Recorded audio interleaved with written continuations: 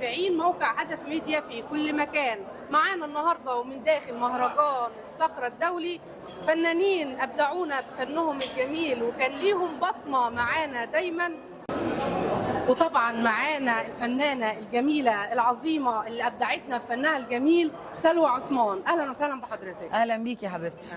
أستاذ محمد الصاوي أهلا وسهلا بحضراتكم. اهلا بيك يا حبيبتي. أهلا بحضرتك. اهلا وسهلا. طبعا انتوا سبتوا بصمة كبيرة لينا ولغاية دلوقتي احنا بنستمتع طبعا بأعمالكم الجميلة والرائعة اللي موجودة طبعا وعايشة معانا. ميرسي يا حبيبتي، تسلمي لي.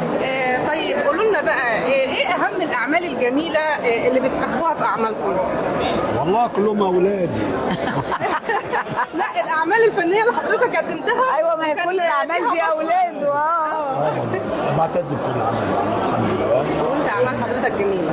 وانا بشتغل مع شركات كويسه جدا، مع مخرج كويس جدا، وزمايلي الفنانين، فكل ده تشجيع ان انا اطلع حاجه كويسه. اكيد طبعا. وطبعا حضرتك يعني انا مش عارفه اقول لك انا بحبك جدا وبحبه طبعا، بس يعني عايزه اعرف برضو اعمالك كلها جميله، اهم الاعمال اللي دخلت قلبك وحبيتيها ولمستك ايه؟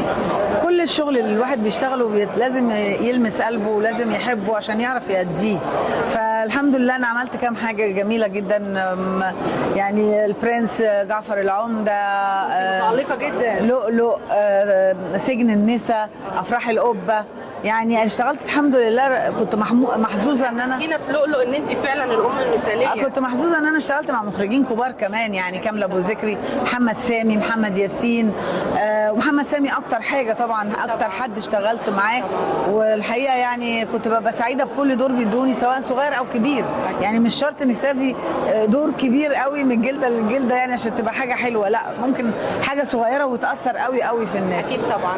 طيب تحب تقول ايه النهارده لرئيس المهرجان الاستاذ احمد المحمدي، وايه رايك في المهرجان وتنظيمه والاجواء الجميله دي؟ الحقيقه شيء محترم جدا الاستاذ احمد المحمدي. مهرجان الصخره يعني بيقدمه بشكل شيك جدا، وبيبقى فيه مزيج من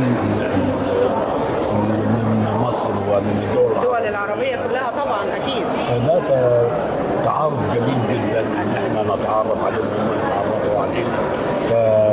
احنا اللي مبسوطين بيكم والله. تحبي تقولي ايه لمستر احمد النهارده؟